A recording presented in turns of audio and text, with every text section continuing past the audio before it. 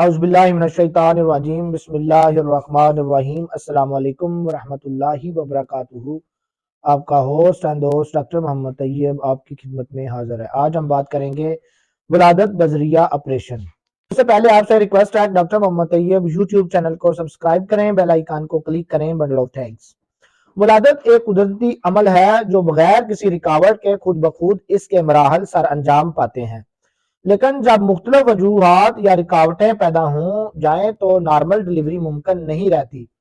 تب دیگر طریقوں سے ڈیلیوری کروائی جاتی ہے۔ اس میں ایک طریقہ آپریشن کا ہے، اسے عام میں بڑا آپریشن کہتے ہیں۔ یہ ایک میجر سرجری ہے اور اس میں پیٹ پر شگاف ڈال کر زچگی کروائی جاتی ہے۔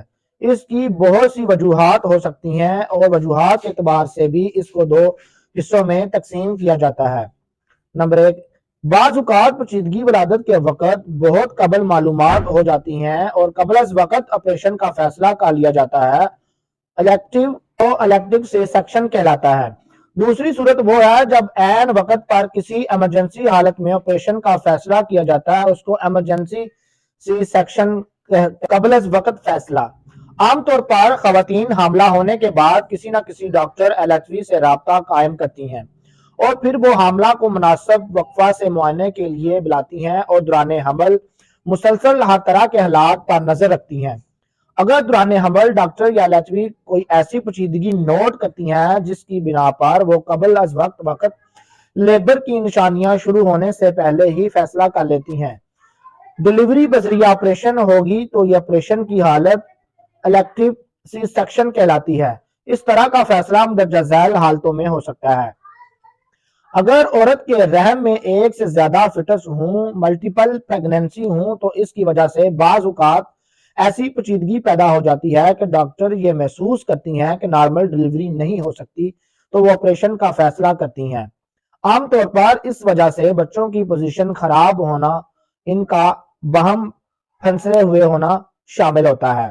بعض اوقات پلیسنٹا پریویا کی حالت ہوتی ہے۔ پلیسنٹا جزوی یا کلی طور پر اپنے اصل مقام کی بجائے رحم کے منہ کے آگے ہوتی ہیں، تو اس بار بھی نارمل ڈیلیوری ممکن نہیں ہوتی اور آپریشن کرنا پڑتا ہے۔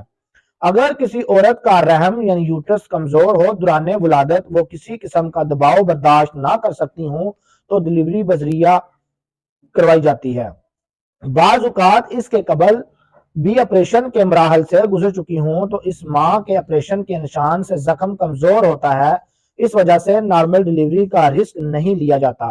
بعض عورتوں میں پیلوس تنگ ہوتی ہیں، اس کی گنجائش کم ہونے کی بنا پر آپریشن کیا جاتا ہے۔ ایسی عورتوں میں عام طور پر تمام بچے بذریعہ آپریشن ہی ہوتے ہیں۔ نارمل ڈیلیوری میں بچے کی پوزیشن پریزنٹیشن کی بہت اہمیت ہوتی ہے۔ اگر پریزنٹیشن درست نہ ہو تو آپریشن کیا جاتا ہے۔ ہنگامی فیصلہ ایمرجنسی سی سیکشن۔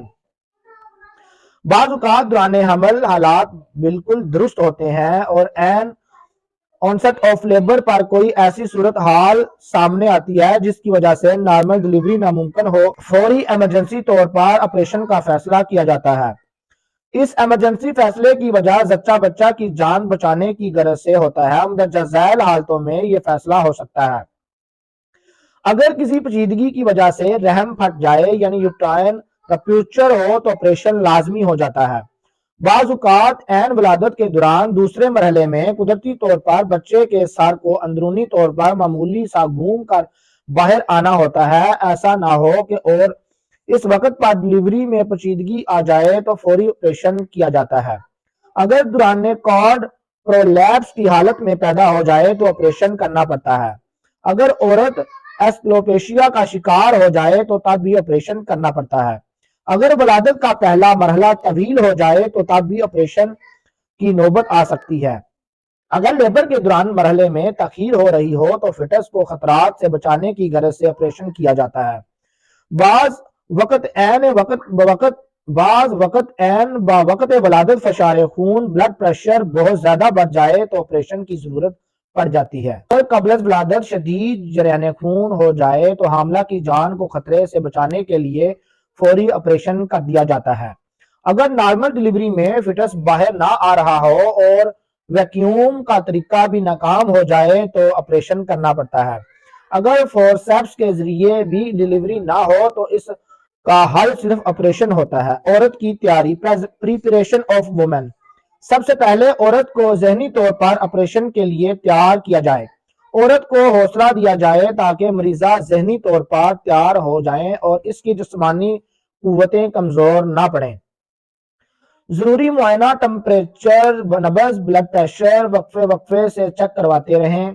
عورت کے زیر ناف بال صاف کر دیے جائیں۔ عورت کا مثانہ خالی کروایا جائے۔ انیما کے ذریعے معائنہ مستقیم خالی کر دیا جائے۔ عورت کے خون کا گروپ چیک کر کے متعلقہ خون کا ایمرجنسی استعمال کے لیے استعمال کروا لیا جائے۔